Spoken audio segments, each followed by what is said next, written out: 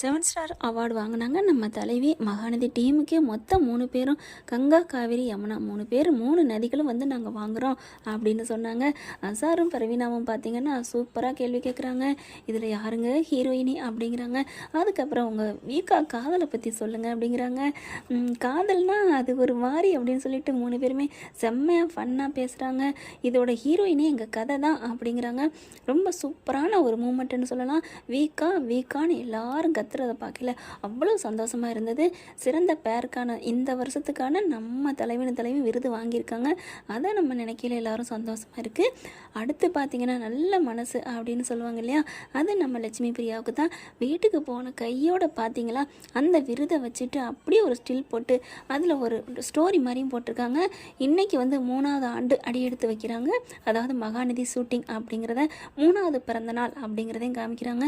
இதுதான் ஒரு நல்ல மனசுங்க நம்ம காவேரிக்கு, லட்சுமி பிரியா செல்லத்துக்கு அப்படின்னு தான் சொல்லணும். இந்த விருதை வந்து நாங்கள் எங்கள் டீமுக்கு நான் செலுத்துகிறேன் அப்படிங்கிற மாதிரி ஒரு ஸ்டோரி விட்டுருக்காங்க.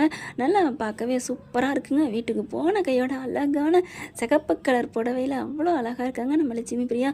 சூப்பர் அப்படின்னு தான் சொல்லணும்.